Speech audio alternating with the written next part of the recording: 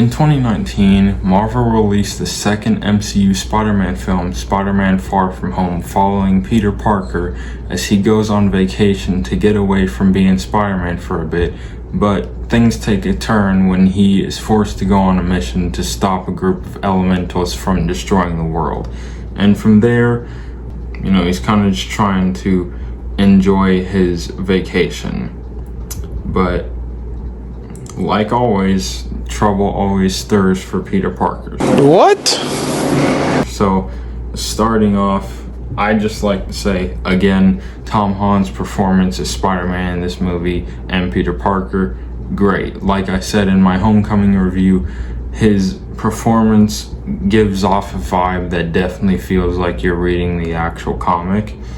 And when he plays this Spider-Man, it's like a dream come true, because with the other iterations of Spider-Man, from Tobey Maguire to Andrew Garfield, it was nice to see their iteration. But in 2017, when Spider-Man Homecoming came out for the first MCU Spider-Man debut, it was awesome. Now, like I said, technically Captain America Civil War was Peter Parker's first MCU debut, but I wouldn't count it because it's not him fully being in the movie as a main character. He was kind of just a side character in that film.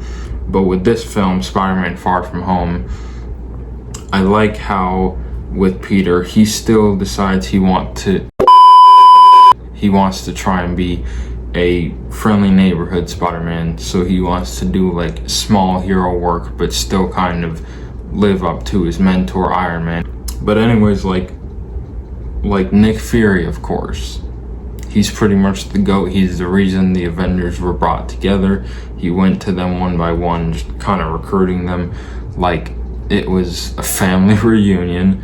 And I just think the chemistry between Peter and Nick Fury, it's great, because you can feel like it feels like a trade-off from Tony Stark being the mentor of Spider-Man from Spider-Man Homecoming, and now after the events of Avengers Endgame and Iron Man being dead, he has to pass on that responsibility to Peter to see who he's going to trust to be the next Iron Man. And I'll get into that part of the movie where Peter kind of finds out he kind of screwed up his way of trying to figure out who the next Iron Man would be.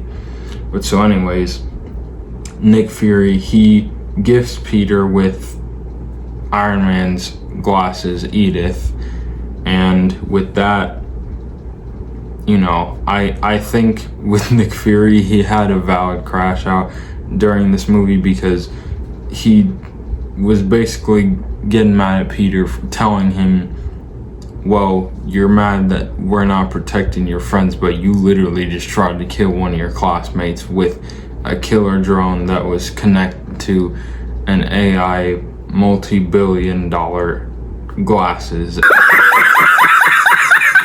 And Peter knew that, but he was the gullible person he is. And I think that's also why this Tom Holland Spider-Man iteration is my favorite Spider-Man, because the way he knows how to show that level of emotion for the way Spider-Man is portrayed in this movie. It's just such a beautiful thing to see, and such beautiful growth that he has from Homecoming all the way to his newest movie, Brand New Day. And I love how, along with this movie, he still has his guy in the chair, Ned, and then he gets together with MJ. It's closer to the end of the movie though, because for the first few minutes, it's kind of just like we're friends talking, but as they're on that trip, they end up, on their last night of the trip, end up going to the bridge where Peter reveals his secret to MJ, although she kind of figures it out after they find out that Mysterio is a fraud. He wasn't really there trying to help. He wasn't a hero. And sadly, Peter has to find out the hard truth that way. And he finds it in a way where he's like, wow, I just trusted one of the newest heroes I thought was actually a hero. And here he is now using my tech against me to try and destroy the world. And I think also, I really like to thank Jake Gyllenhaal's performance in this movie as Mysterio, because Mysterio, he's such an iconic Spider-Man villain where it's like he's not used in many iterations unless you count like some of the Spider-Man animated shows or whatever, but it's so pure and full of chaos and evil when he uses that time to shine for the last 2 acts of this movie, showing that I was never a hero, dude. I was just a villain trying to show you that I'm capable of something better than what you gave me. And I think the fact that he has to use Peter's tech against him goes to show Peter that he needs to step up and learn more responsibility because of what he did, and giving Edith to Mysterio, it kind of ruined his life. And from there, he has to find a way to stop Mysterio. Because a lot of the action scenes in this movie, great, beautiful, fun to watch. Especially the 3rd act battle when Peter goes up against Mysterio himself. Because at this point, Peter knows his tricks. He knows that he's using illusions everywhere, including the final monster that they face in this movie. And it's really great to see that we have one of those. We still live in a generation where Spider-Man still has some of the greatest fights in movies or TV shows, if you will. And it's nice to see that not everybody in the Spider-Man film has to play such a terrible part, because yeah, there are some characters that have never made it into a Spider-Man film yet, but you know, in the future, I'm hoping I'd like to see maybe some newer Spider-Man villains or like unpopular side Spider-Man characters, because that would be pretty cool. So finally, I'd like to talk about the last part of this movie where, you know, like I said, Peter and MJ are now together. They've like kind of hinted at this since like near the end of Homecoming, because MJ was pretty much spying on Peter the whole movie.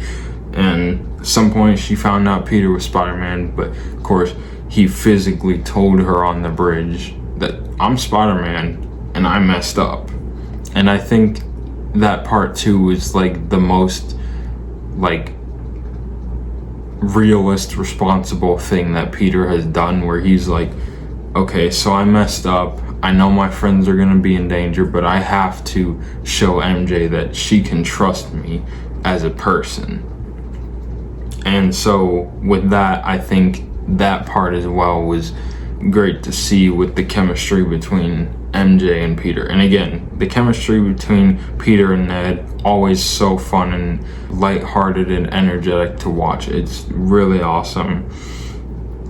And so, but like the final part of this movie, we are revealed that Mysterio, he left one final message to Peter and his friends and everybody else in the world watching. And fun fact, we get a fun cameo from J.K. Simmons returning as J. Jonah Jameson, and I thought that was funny. But Mysterio leaves a final message revealing Peter's identity, that he is Spider-Man. Peter has to figure out what he's gonna do with his life now because Mysterio messed it up. But yeah, I think that's pretty much it for this. That's pretty much it for this video. So thank you guys for watching. Don't forget to like, comment, subscribe. Leave your thoughts down below in the comments of what you thought of this movie, because I thought it was fire. And don't forget to check out my Spider-Man Homecoming review or some of my other videos if you like. Got a lot of great ones up there. And until next time, I'll catch you guys on the flip side.